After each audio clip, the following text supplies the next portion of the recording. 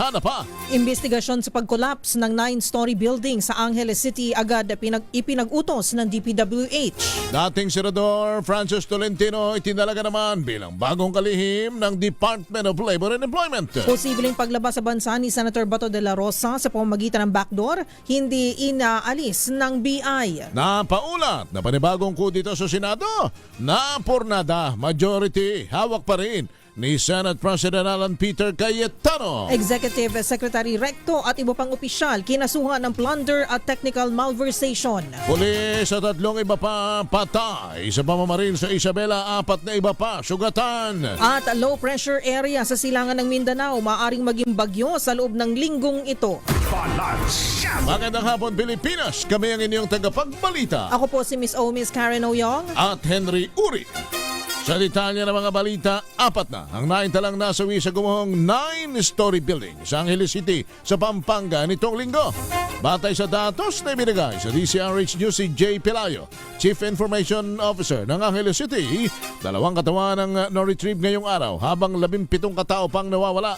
Ayon kay Pelayo, nasa 26 na individual ang na-rescue ng mga otoridad na nabigyan na ng kaukulang tulong gaya ng tulong medikal at pinansyal para makauwi na sa kanilang mga probinsya. Nagpapatuloy pa ang manual clearing in operation dahil sa unstable na kondisyon ng mga debris. Agad naman ipinag-utos ni Department of Public Works Secretary Vince Dizon ang malalimang imbestigasyon sa malagim na pagguho ng building sa Angeles City. Sa panayam ng programang Damdaming Bayan, sinabi ng kalihim na katuwang ng ahensya sa pagsisiyasat ang pamahalaang lokal ng syudad. Ayon kay Dizon, maraming dapat ipaliwanag ang may-ari ng nag-collapse na 9-story building na inumpisahang itayo noong 2023. Pakinggan natin si Secretary Vince Dizon.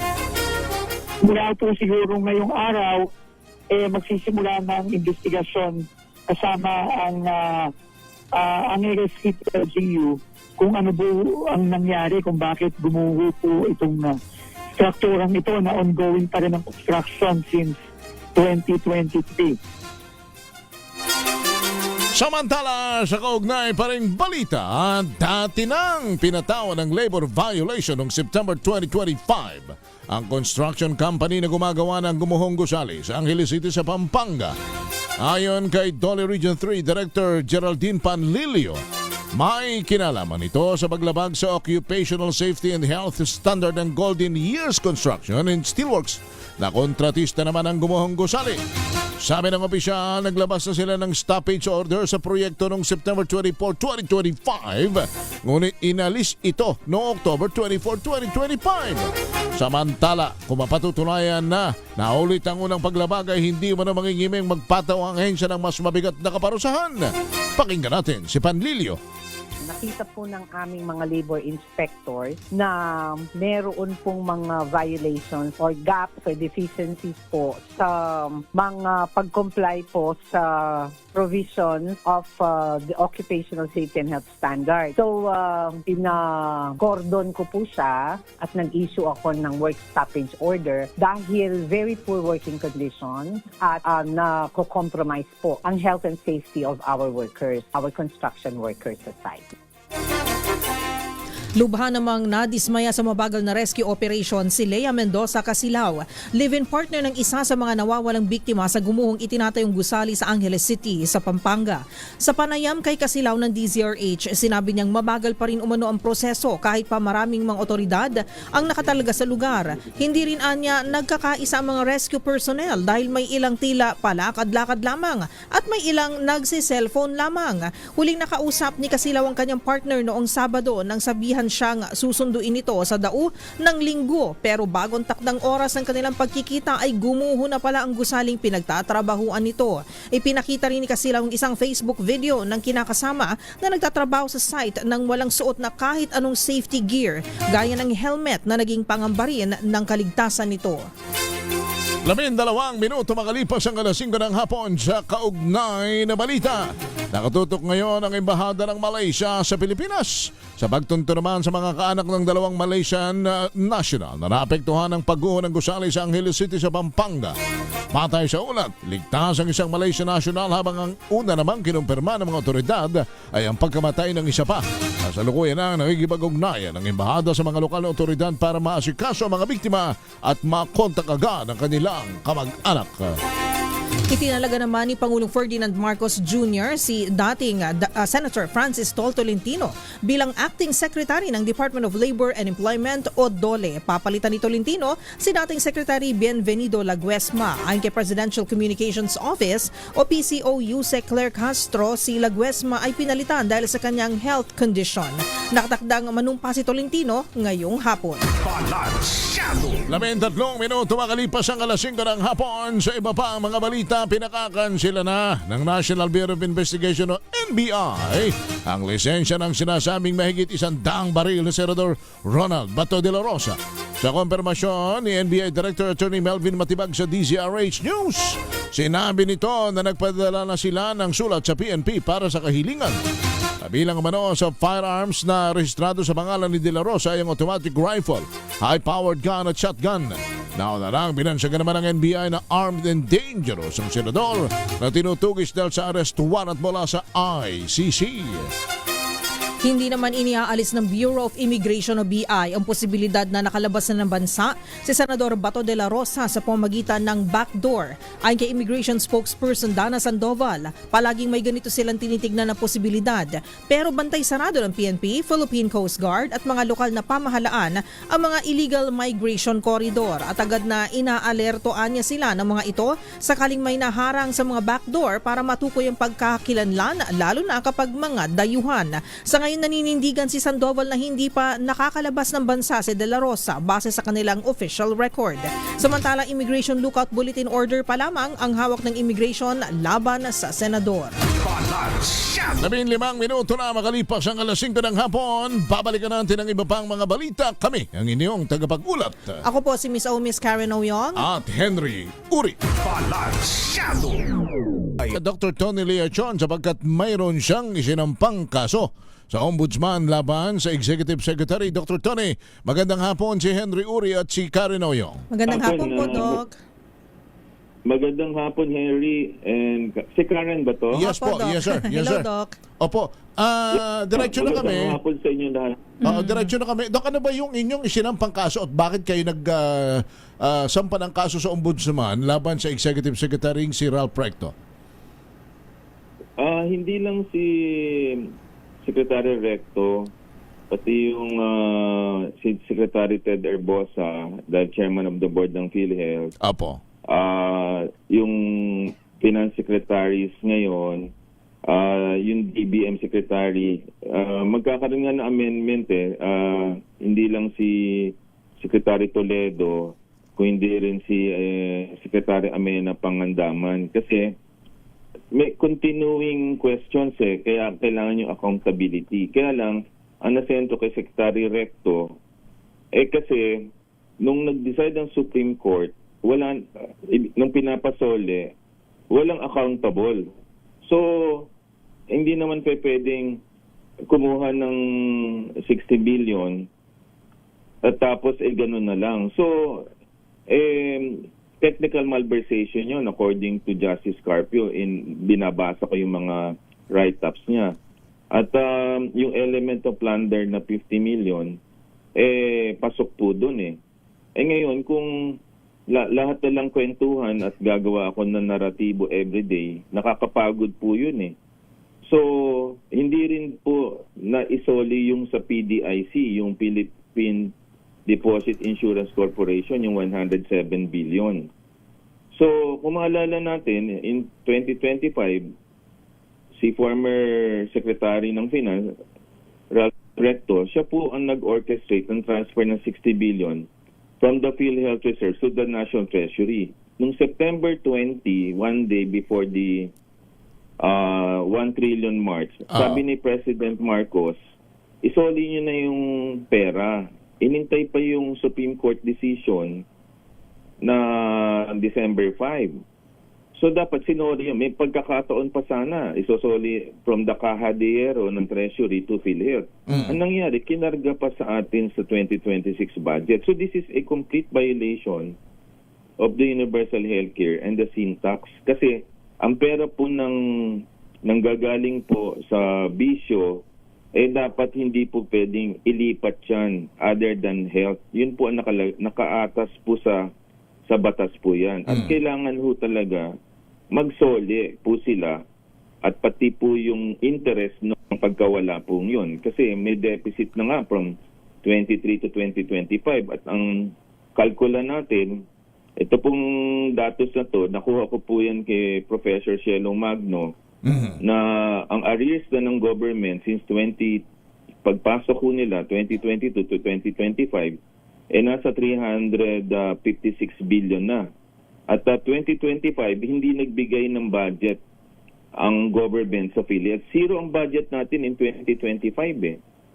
So, kung hahayaan natin kung walang accountability, kawawa naman ang taong bayan.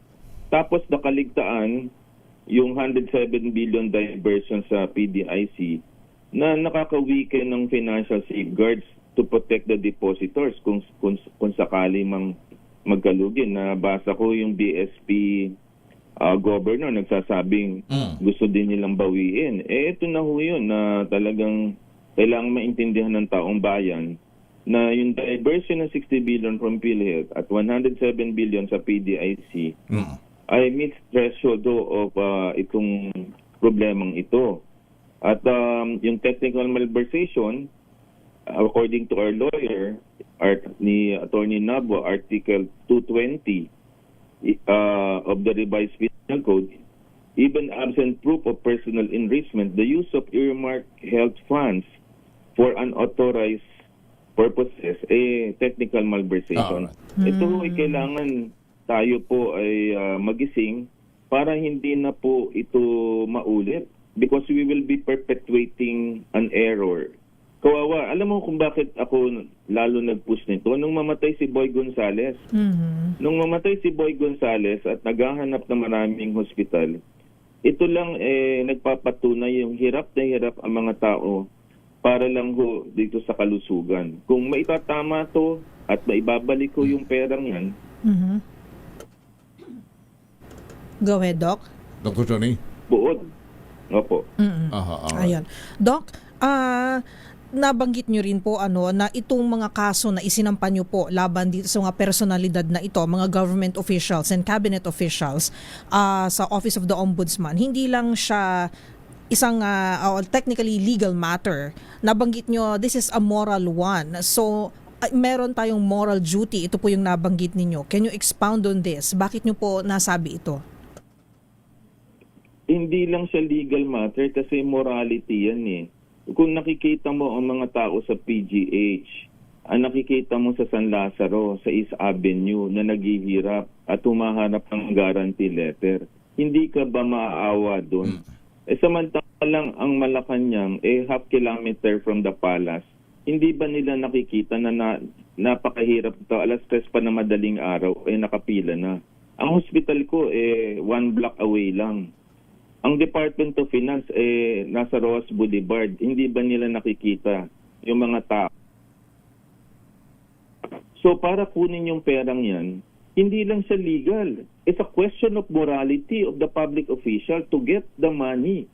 Hindi, nakakalunos isipin na tayong lahat ay nagsasabing okay tayo. Tapos yung pinaka-importante na dapat tayo mag-provide ng pera, hindi natin pinoprovide yung kalusugan. Yan ay isang moral issue, hindi lang legal issue. Apo. Pero, Dr. Tony, sa reaksyon ni Executive Secretary Ralph Recto, tinawag po niya ito na isang harassment at kanya pa rin hong kino-question kung sino daw ba ang inyong financier. At ang kanyang pagkakasabi, kung di ako nagkakamali, ang naghain ng kaso ay isang bitter na individual na laging itinatakwil sa mga posisyon sa DOH at ginagamit lamang daw na issue para mag-audition sa susunod na administrasyon. Ito ho ba'y sa tingin ninyo para sa inyo? At kung para sa inyo, ano po ang inyong sagot dito? Okay. Attorney Nava po, wala pong bayaran po dito. Siya po isang abogadong busilak ang puso, graduate na Ateneo. So, yun ang una. Pangalawa, ba't naman ako magiging bitter? Maganda naman ang hanap buhay ko. Ang tagal ko ng doktor. At kung nag-a-apply ako sa cabinet member, may pakita ba siya nag-apply ako sa PMS? Ba't ko naman hahangarin yun? Na maging, ngayon lang sinasabi ko, hindi ako tatakbo sa public office, di rin ako naghahangad sa position nila. Kung ako nakikipagpolitika sila, ba't ako nakikipag-away sa kanila kung gusto ko palang maging public official? Di dapat sumisip-sip ako sa kanila.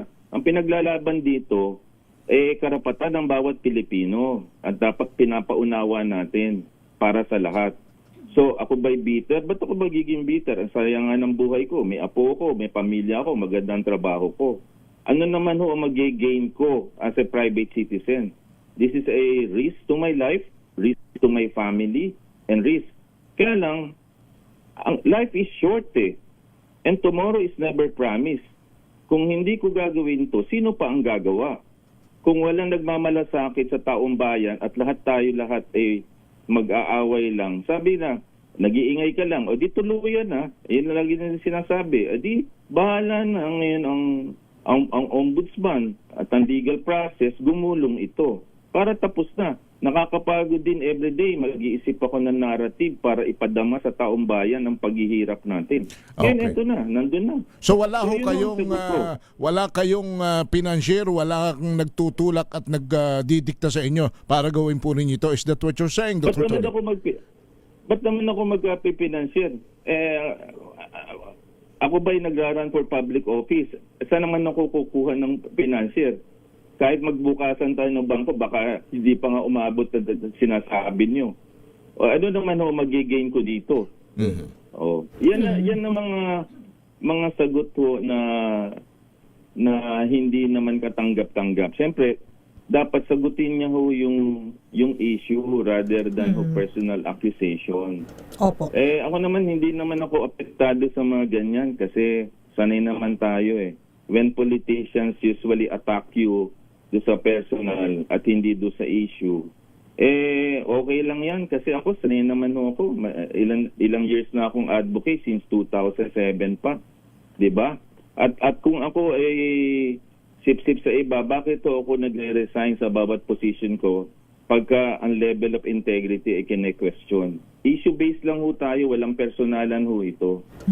Okay. Doc Tony, after nyo pong ma-file po itong kasong ito sa Office of the Ombudsman, ano na po ba ang ating susunod na antabayanan? And ano po ang inyong inaasahan on a positive side para naman po magbunga naman po itong isinampan yung kaso? Well, I just hope the Ombudsman will actually act on it. Kasi hindi lang naman ako, pangatlo ho ako sa file ng kaso. Kaya lang, hindi pa rin ho dinidinggin Alam mo, Henry, Karen, it's never easy to fight the government. And each day, nagdi-decide ka kung dapat mong gawin o hindi. Pero ang taong bayan deserve not only reforms, but also compassionate approach from the government. This is the reason why I fight to augment those two nag-file ng cases. At ito natatabunan na because of the political bickerings. Samantalang after this mga political bickerings, haharapin pa rin natin ang problema natin sa kalusugan. So after fighting for the sin tax in 2012, na siya rin ang humarang, kaya kilala ko po siya, kami mga medical community during that time. Kung maalala mo, Secretary Recto, pumunta kami dyan ni Secretary Cabral, Professor Bagos, Professor Dance, Dr. Maricar Limpin, Dr. Gina Nazaret, at ang turing namin ay 60 billion. Ikaw ang Ways and Means Committee, tinawaran mo ng 15 billion. Hindi kami pumayag, nagrebelde kami.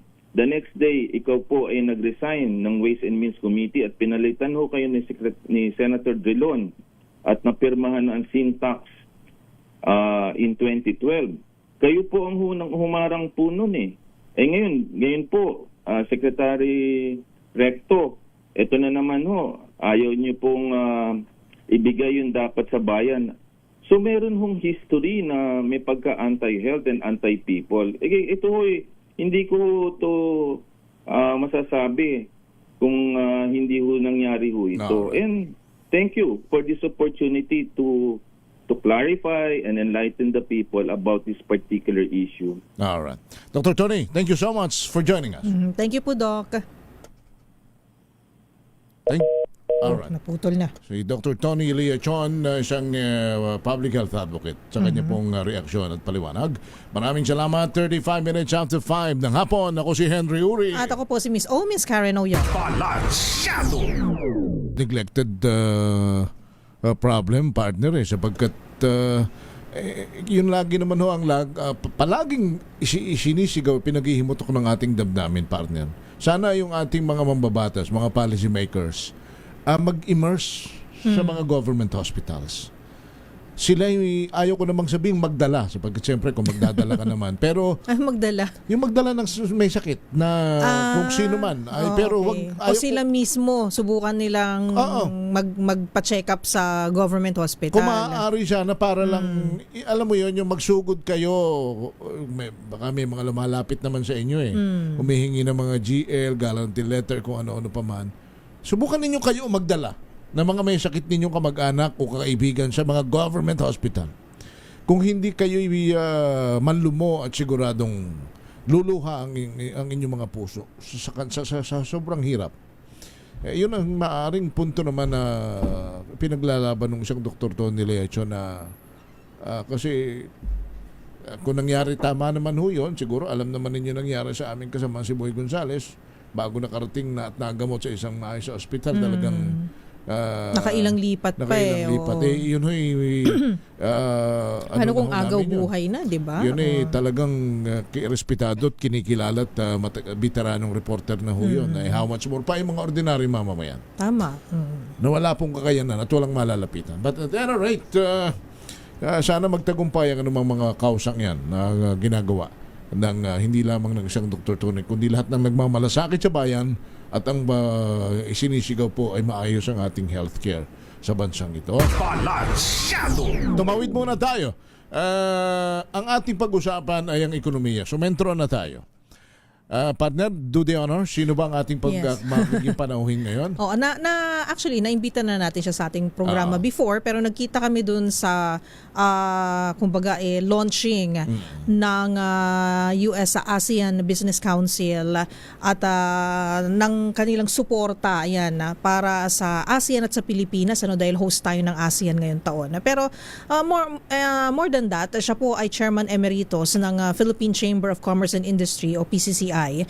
At siya rin po ay isang batikang ekonomista. So marami siyang maibibigay sa atin na kaalaman, kuro-kuro, mga kumbaga kanilang mga analysis. Suggestion. Oo, yes, Very tungkol much sa pinagdaraanan po natin ngayon at kung ano po yung impact nito. Impact nito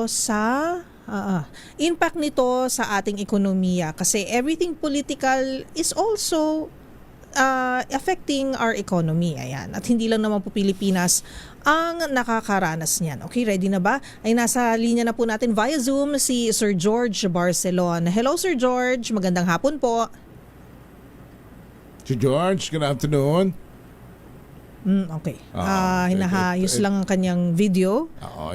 We will have him via Zoom para mas maganda yung ating huntahan at kumustahan. Okay na ba si Sir George? Hinahayos lang. Ayun. Hi, Sir George. Salamat po sa inyong pagpapaunlak. Isang karangalan na kayo'y makasama namin ngayong hapon. Thank you. Apo, kami po muna ay mangungumusta sa inyo pero opo. Bago yan ay iparotate muna natin ang iyong screen Sir George. Sige. Parotate po. Para para ma-landscape ba? Parang ganon. Yan, sige. Ayusin na lang ayan ang maganda. Portrait. Portrait dapat. Kailan ito na. Sige nga, I'll Sir. turn it around. Ayun, si Sir George. Ayun, okay. Portrait. Sir George. Portrait pala dapat. Thank you. It's an honor to have you on the show. I think my first question is kumusta po kayo at kumusta na ang totoong My pleasure, yeah. kumusta na ho ang totoong mukha ng ekonomiya at negosyo sa bansang ito? Alam mo, I was listening to some of your earlier statements. No? Kami naman, negosyante, we're always a guarded optimist. Okay? Ibig sabihin na yes, we're encountering problems, but they're not really end of the tunnel. No? They're not, may solution din. But all the parties involved, mga negosyante, mga government, lalo ng government, they should be able to be focused on what is needed for our economy to sustain, especially sa itong sitwasyon. Unang-una, magulo yung mundo, meron geopolitical war, di ba, sa Middle East. Apo. Pangalawa, we have to face fact. Itong gobyerno natin sa ngayon, magulo rin. Okay? We cannot, from the business sector side, normally, when it comes to issue on the politics, medyo neutral kami, no? Na total, itong mga nasa gobyerno, they're the one we elected. But this time, we feel that we have to show our concern. The situation is quite grave. Ang mga bilihin na tumaas, ang crudo tumaas din, ang gasolina tumaas din. Hindi naman sa gawa natin, kasi hindi naman sa gawa sa bansa natin. But it takes really a joint effort of private government and all sectors to look at the issue and address it properly for sustainability. So, Sir George, nabanggit nyo na you think, yung mga kasamahan nyo po na negosyante, nabanggit nyo yung salitang grave. So, it's kind of alarming and very serious na po. We understand that businessmen would like to, yun nga po, stay neutral para maging kahit pa paano ay not to cause alarm, di po ba, sa markets at sa ekonomiya po, ano? Pero when you said grave, ano po yung tipping point? Kasi nabanggit nyo na it's not of our doing that we are experiencing mga shifts po sa economy natin because of politics and may mga nangyayari rin po sa labas ng ating bansa. Pero bakit, why did you say that this is kind of a grave situation already? Well, it's great by the mere fact of the data that has been shown by the government. Ang yung first quarter GDP natin is 2.8%. That is hardly a number that will sustain our economy. Napakababa naman yon. And then it's not going to be any better projecting to the second quarter. And then the fact on the inflation, which is a concern really not only for businessmen, but we're also concerned for our kapong Filipino, the labor force, the small businesses, when our inflation for the last quarter was 7.2%. So those are things that we'll have to think about, how the government can be more efficient. Some of the budget that has been allocated in the General Appropriation Act may be repurposed for our immediate needs. The fact that our public transportation, of course, it's regulated, has been asked to maintain yung pamasahe, how much they charge, when in fact the price of fuel has gone up by 50 to 60%. So there's seemingly an imbalance wherein we in the business side see that there's need for more collaborations. And plus the fact that what we're seeing that is playing out in front of our eyes, na who is running the show dito sa gobyerno. So that's why I said it's kind of dire situation for us. Aha. So George, may mga naririnig, nababasa at nalalaman tayong mga binabanggit na totoo ho bang wala na halos pumapasok na investment sa bansa?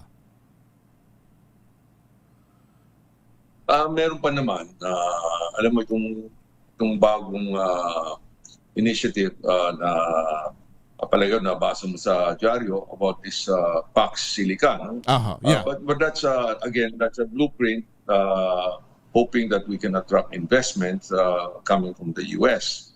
But at the same time, there's some positive point. I just attended the launching of the Tatak Pinoy, which is it's done every year to promote Philippine made products, food related and other products. No, so it's something that the Department of Trade and Industry has been very supportive, and we ourselves we are seeing companies that are more progressive ones doing their business within our shores.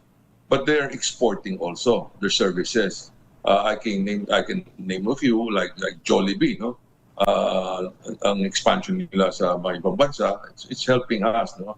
And even some of the smaller food-related products. But we need to expand our products more, and we are stressing on two areas that I think is very relevant. One is the agri-sector. Yung mga food-related, maraming galing sa ibang bansa. We are highly import-dependent. Kaya yung focus na yun. And the government, I think, is doing something about it. We have a progressive Secretary of Agriculture, Kiko Laurel. And the agri is not just, planting, some items that there's a demand, but we have to reduce the cost. Ang cost natin, mahal yung logistic cost natin kasi kulang tayo sa infrastructure. So those have to be addressed. The fact that one thing of concern is the price of fertilizer has gone up very much, and we import about 90% of our fertilizer. Sabay yung scarcity ng fertilizer coupled with the depreciation of our currency. Ang pera natin ngayon with almost close to 62 pesos to $1. So that has impacted also the cost of our food. So the more we can produce ourselves, it helps us use our hard-earned dollar for other productive effort. The three crucial issues that we've been discussing also at the ASEAN level is the three Fs. No, the three Fs meaning one F is fuel, the other one is fertilizer, pangatlo is food. Those are very key factors in our economy, no? And it affects broadly the general population. Okay. So given po yung mga nakikita nyo po na challenges, Sir George, nabanggit nyo nga po na ang dami pa po natin kailangang ayusin, like infrastructure-wise, we have to prepare. You've mentioned Pax Silica, which is of course will be inside the North Luzon Economic Corridor. Am I right po, sir? So this will be dito sa Luzon, like Subic, Batangas, Clark, and of course Manila. Opo. And it's also parang digital na siya, AI. Gusto na maging AI hub. Yes. So do you think, Sir George, makakaakit tayo ng malaking investment dito?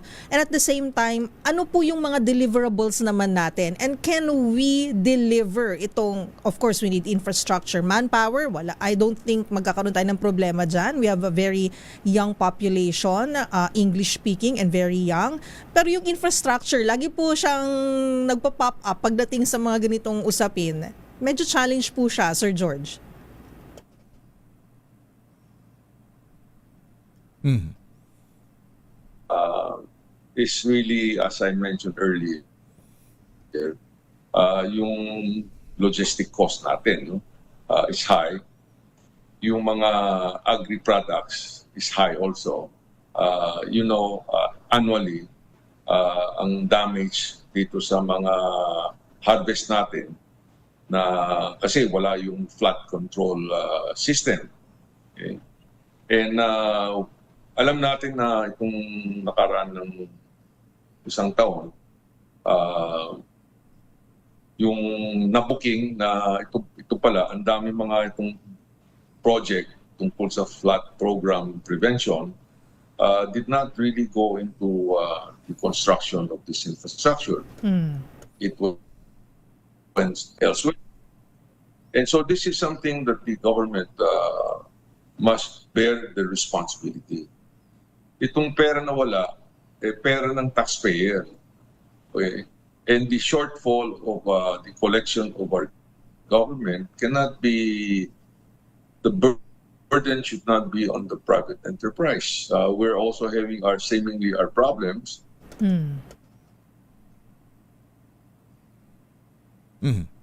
Si George. Medyo May humihina lang lalo yung... tayo. In dealing with business. So I think the government should really look into how to use their budget properly. Aha.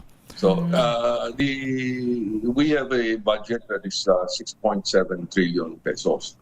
And I think they have to really sharpen their pencil and maybe do some reallocation on what is important or where the money should be used.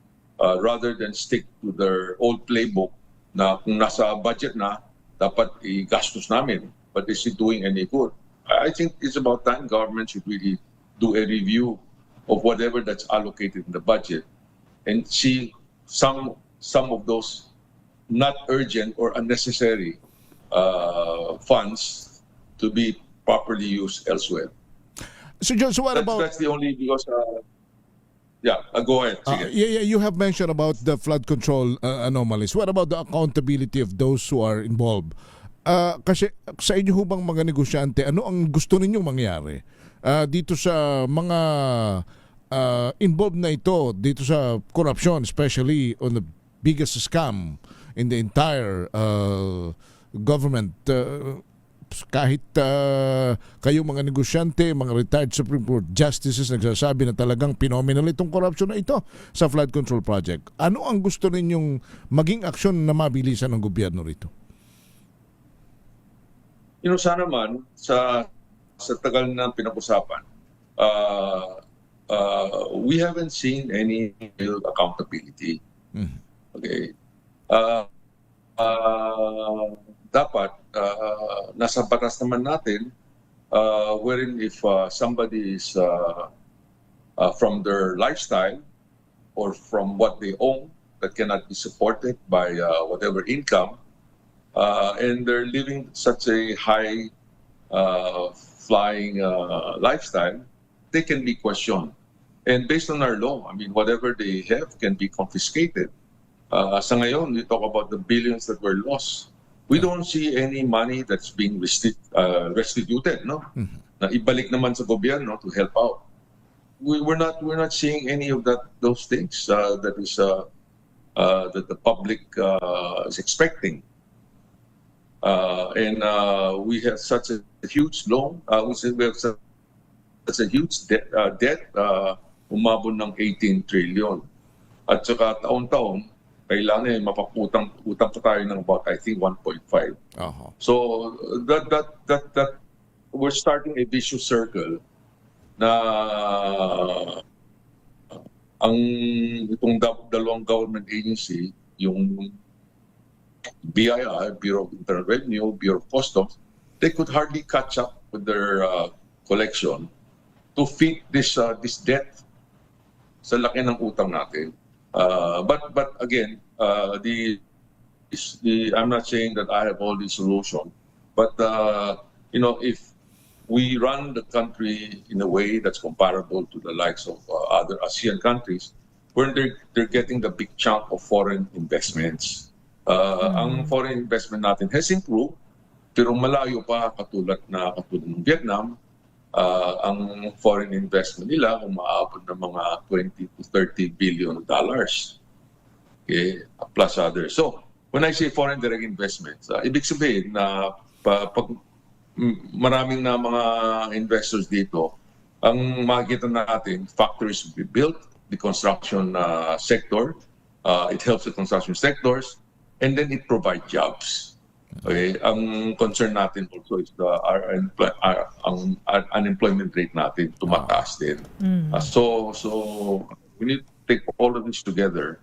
The more it shows that the government has a lot to do and can do something about it.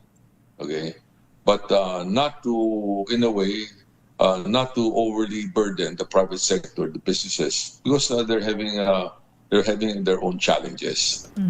Okay. Sir George, siguro last question na lang on my part, bilang isang negosyante, and of course nakakausap nyo rin ng ilang mga local businessmen po natin dito sa Pilipinas. Is it still good to set up a business here in the Philippines? Investor ka man o local businessman ka o negosyante ka? Is there still hope that we can still put up businesses here and produce kumbaga mga jobs and to kumbaga contribute to our economy, to the economy of our country, Sir George? Yes, I'm 100% for that. Kaya sabi ko, ang negosyante, we are, of course, we know what are the challenges we're facing, but we're optimistic for the country. Okay? And moving forward, I hope the elected officials of our government would realize that we're changing the norm. Before, when I say the norm, it seems like, the private sector doesn't care, now whatever they're doing. I would not use the term they stole the money, but somehow monies were not properly used. Okay, but at this time, I think the private sectors now know that we cannot always be quiet about it. That we should call them out. Okay, before we're too quiet, we thought that the government has the proper agency to look into the matter, may check and balance. But after this flood controls fiasco was revealed, we noticed that even some of the government agencies like COA, Commission on Audit, what are they doing?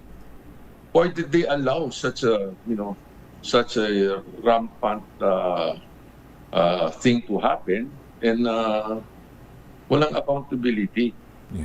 Kami negosyante, every year we have to submit to the review of the BIR.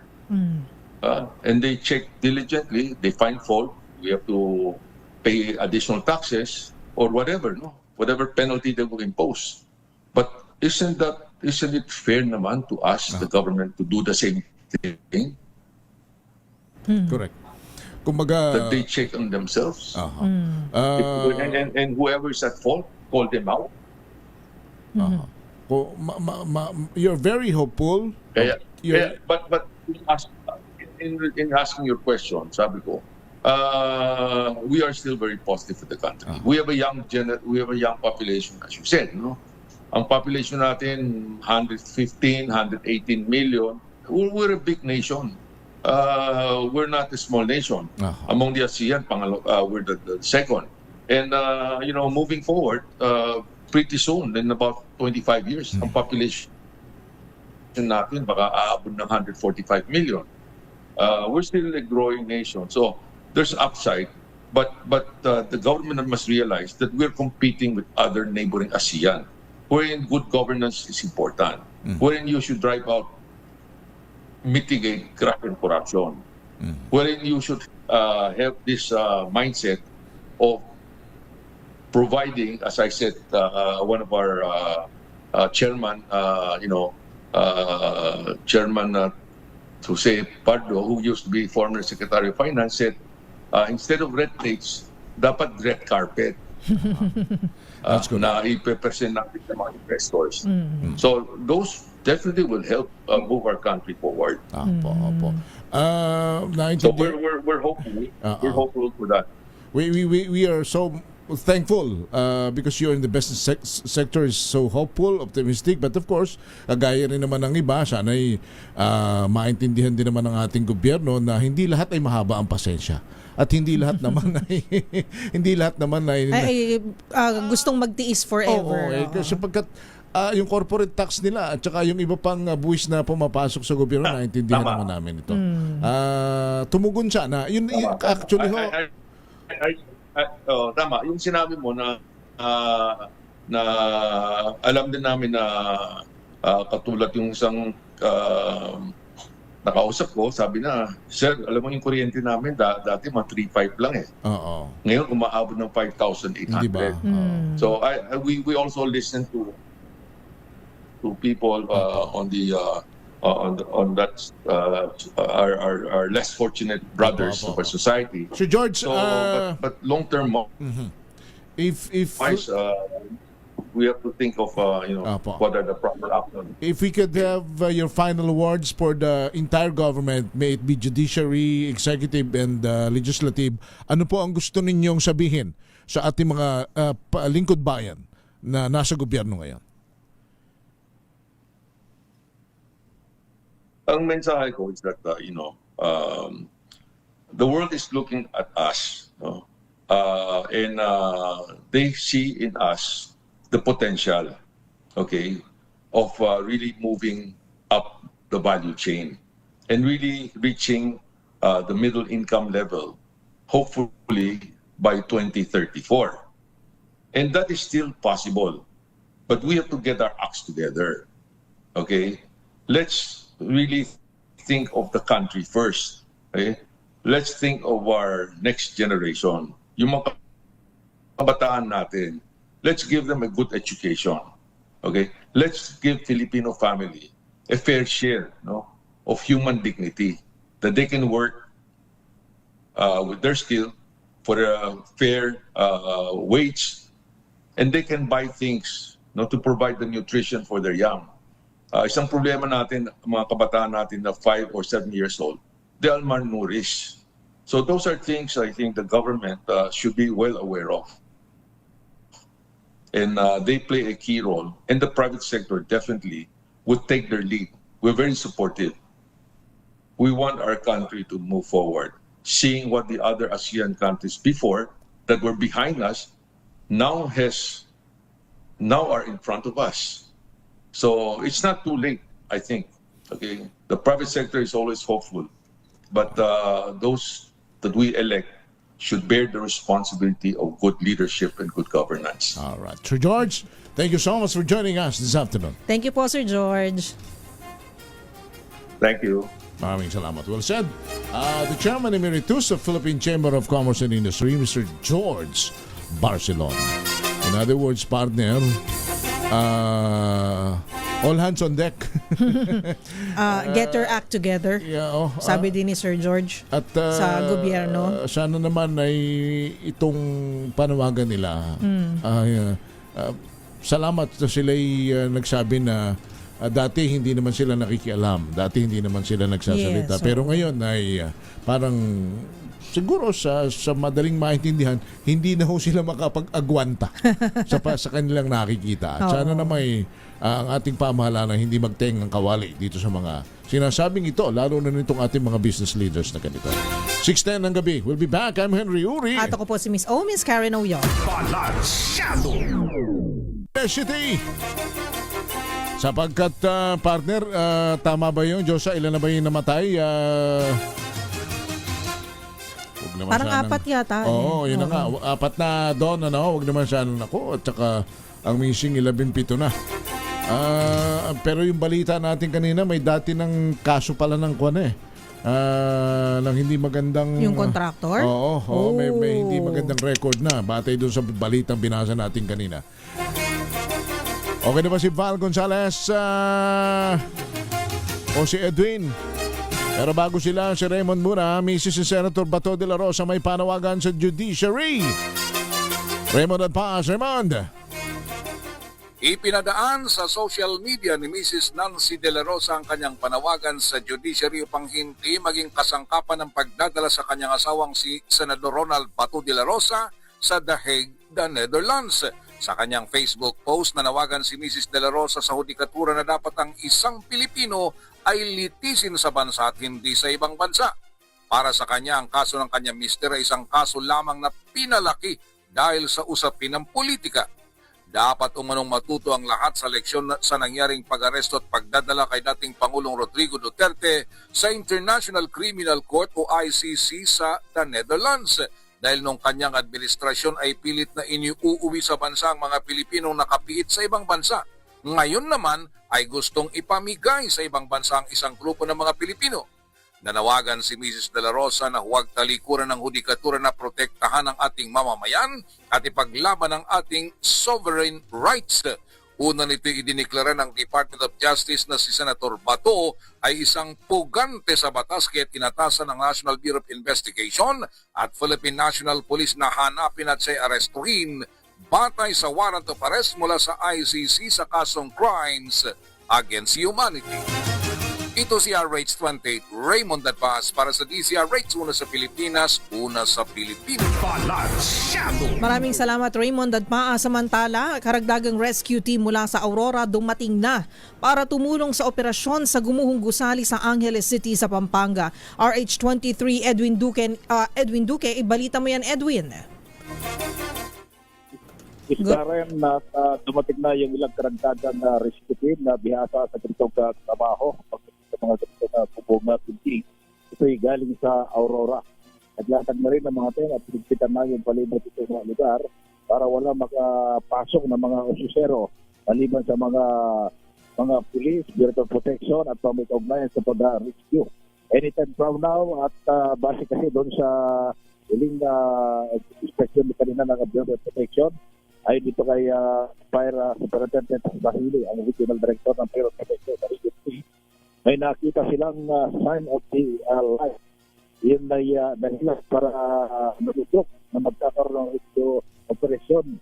So sakaling at may latag na yung kanilang plano at kanilang usapan dito ay isasagawa yung rescue operation at kung ano yung maging resulta ay ilalabas nila mamayang alas 7 ng gabi ang mga detalye sa kanilang gagawin rescue operation. Si Mayor John Lasatin ay hindi pa rin umalis sa plapa kanina ng alas 8 ng umaga dahil ay sa kanya kanina gusto niyang makita yung actual na ginagawa dito hanggang hindi ito makuha dahil yung mga kaanak ng mga hininalang mga asawa nila nandito ngayon ay hindi pa rin umalis. Isa na kanina yung nakaganaputan na napadpad para magtrabaho sa construction. Kaya dito pa rin, ay nila na makuha yung kanilang kaanak. Babalik tayo mamaya para sa ilang pang karagdagang detalye itong rescue operation sa Dimong building. Ito pa rin sa Balipag ang University Pampanga. RH23, Edwin Dong kinagulat sa Disa Region sa Pilipinas o sa Pilipinas. Thank you Edwin. Samantala sa kaugnay na balita, full-scale rescue operation nagpapatuloy hanggang mayroon pang makikitang senyales ng buhay sa gumuhong estruktura dyan po sa Angeles City. Balita wala kay RH number 5, Val Gonzalez. Val. Henry, tiniyak ngayon ng Department of the Interior and Local Government sa pamilya ng mga pinaghahanap pa rin o mga pamilya ng mga naghahanap pa rin sa kanilang mga mahal sa buhay na magpapatuloy ang full-scale search, rescue at retrieval operation sa gumuhong gusali sa Barangay Balibago, Angeles City.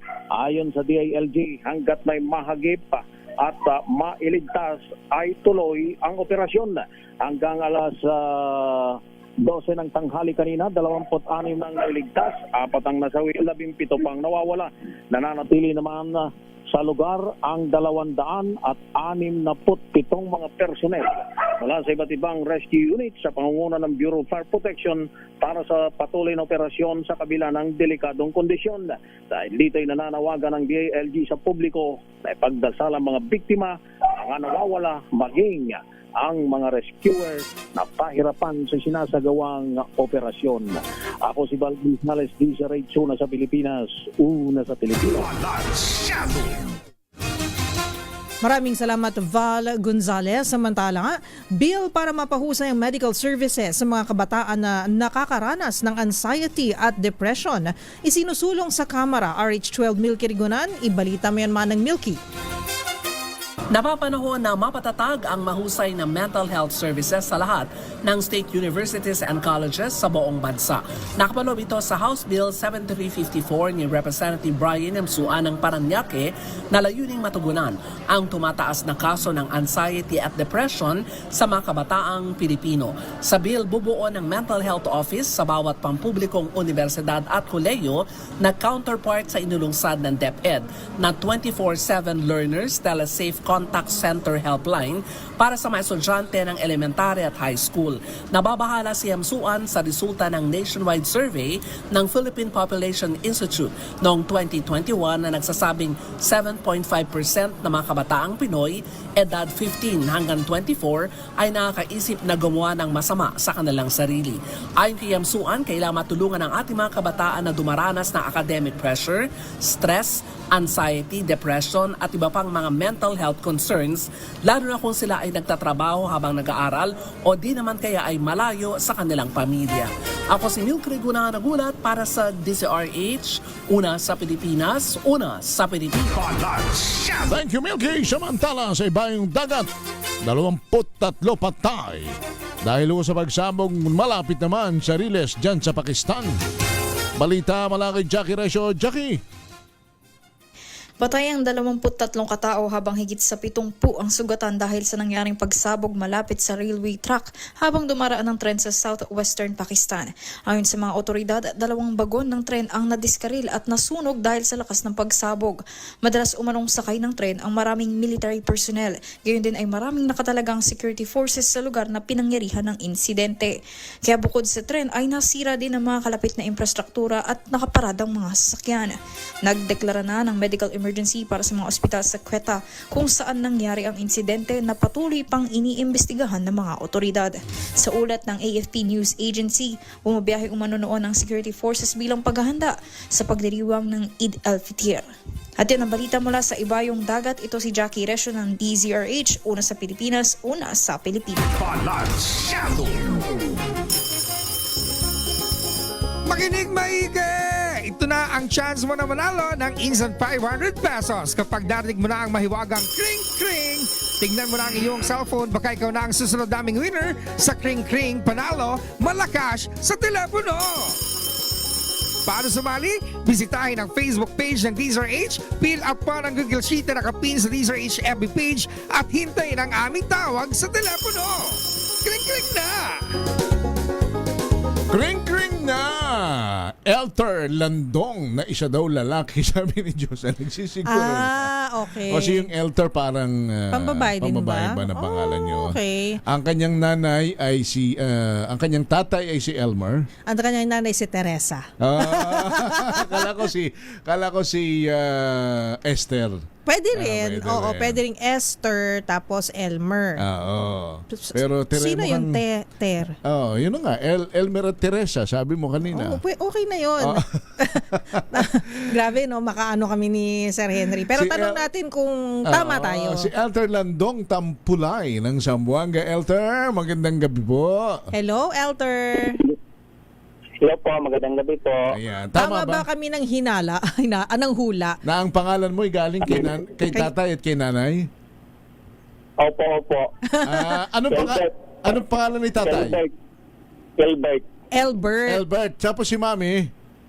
Teresa. Tama ako. Galing ni Karen. O dahil dyan, hati kayo ni Ate Karen sa 5 pizza.